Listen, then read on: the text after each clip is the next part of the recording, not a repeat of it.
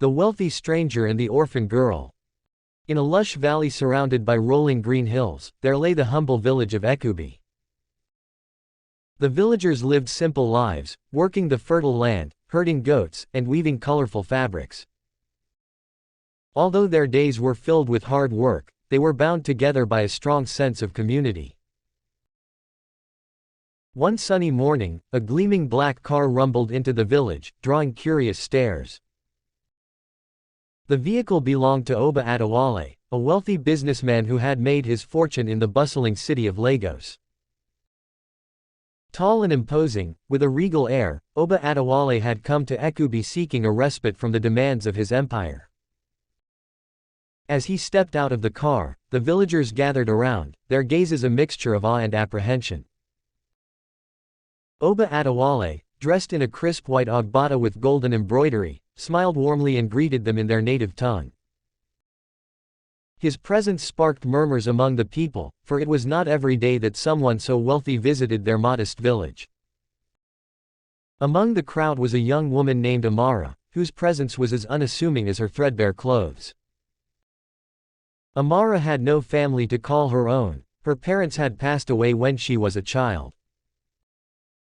She lived in a small hut at the edge of the village and sustained herself by weaving intricate baskets, which she sold at the market.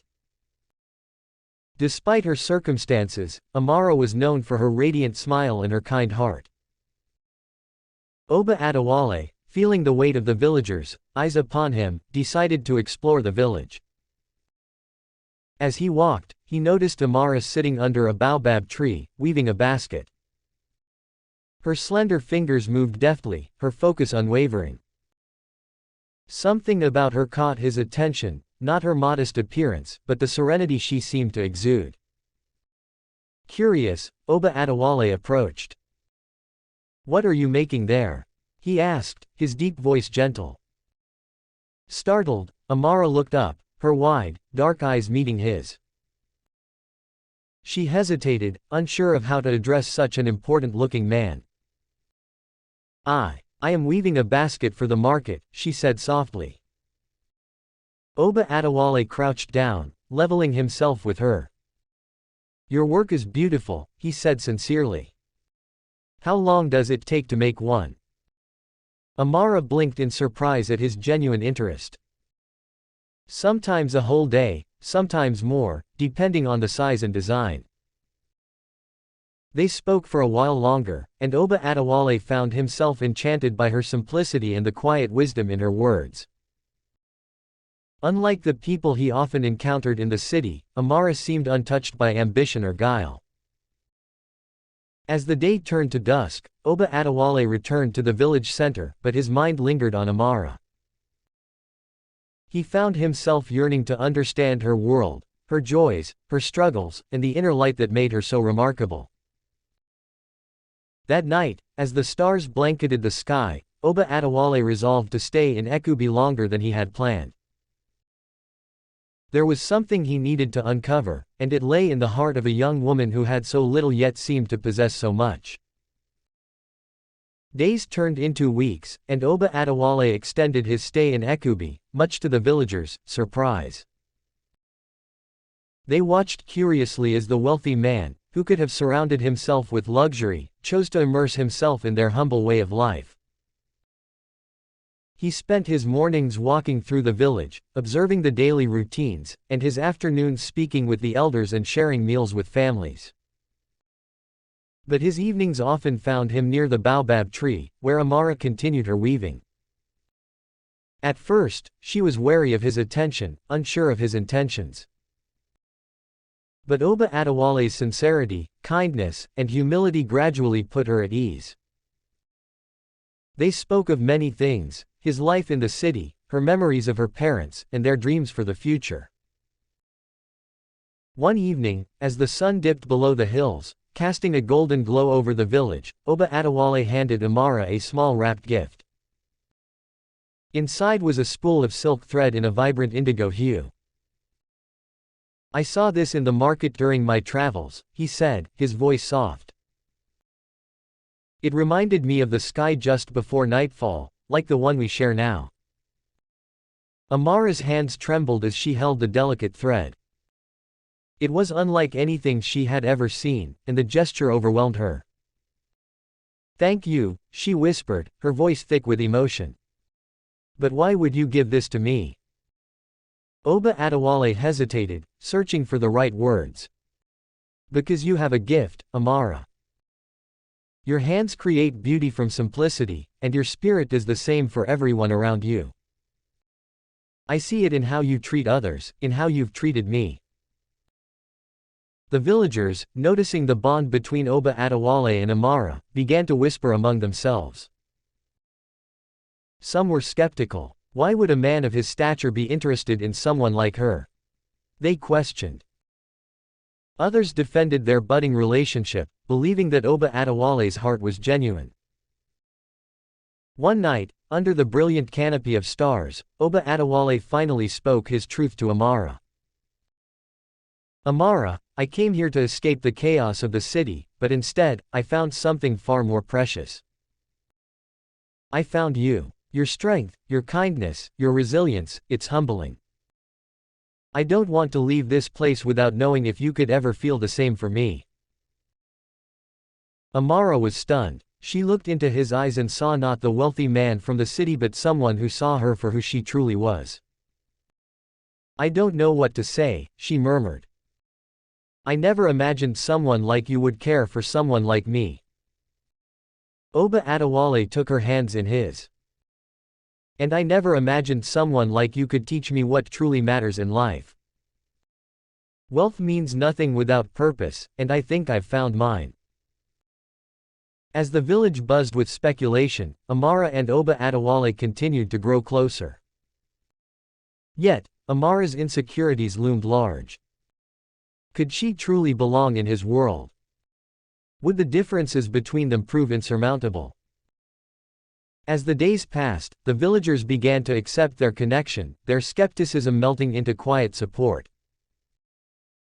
Amara's heart, once cautious and guarded, began to open to the possibility of love, one as unexpected as it was profound.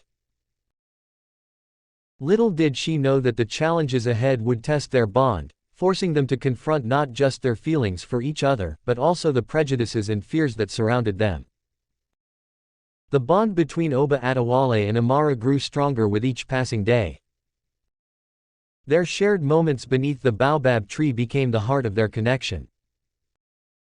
Yet, whispers of their relationship stirred unease among the villagers and Oba Adewale's family back in the city. One morning, a messenger arrived in Ekubi carrying a letter from Oba Adewale's mother, Chief Aduni. The letter was stern, warning her son of the dangers of entangling himself with a simple village girl. She reminded him of his responsibilities and urged him to return to Lagos to fulfill his duties as the head of their business empire. Oba Adewale read the letter silently, his brow furrowing. Amara noticed his distant gaze later that day and asked gently, "What troubles you?" He hesitated but then handed her the letter. As she read, her heart sank. "Your family will never accept someone like me," she said quietly, her voice trembling. "Perhaps they are right. I have nothing to offer you, Oba." Oba Adewale took her hands firmly. "Amara, you are worth more than gold or silver. It's not their acceptance I seek, it's your love. I will speak to my mother. She must understand." Amara nodded, but doubt lingered in her heart.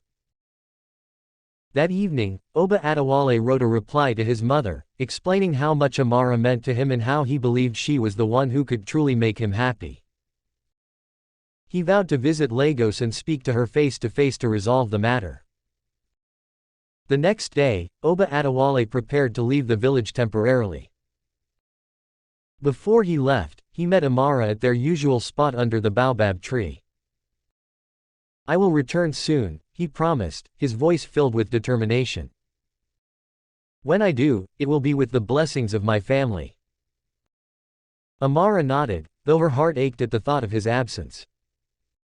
"Be safe," she whispered. In Lagos, Oba Adewale faced resistance. His mother and the elders of the family were adamant that his status required him to marry someone of equal standing. But Oba Adewale stood his ground, describing Amara's character and the profound impact she had made on his life. Slowly, his mother's heart softened, though she remained cautious. "Bring her here," Chief Aduni finally said. "Let me meet this girl you speak of with such reverence." Back in Ekubi, Amara busied herself with her weaving, trying to keep her thoughts from spiraling. When Oba Adewale returned with an invitation for her to visit Lagos, she was filled with apprehension. "What if they judge me? What if I'm not enough?" she asked. "You are more than enough, Amara," Oba Adewale reassured her. "Be yourself. That's all I ask." The journey to Lagos was a revelation for Amara. The city's towering skyscrapers and bustling streets were unlike anything she had ever seen. When they arrived at Oba Adewale's family estate, she felt the weight of every gaze upon her. Chief Aduni observed Amara closely, her expression unreadable. Over the next few days, Amara's humility and sincerity began to win over even the most skeptical members of Oba Adewale's family. Her stories of life in Ekubi, her resilience in the face of hardship, and her genuine affection for Oba Adewale shone through. One evening, as they gathered for dinner, Chief Aduni finally spoke. "Amara, I have seen your heart, and I understand now why my son chose you. It will not be easy, but if you are willing to face this journey with him, you have my blessing." Tears welled in Amara's eyes as she looked at Oba Adewale, who smiled warmly. "I am willing," she said softly.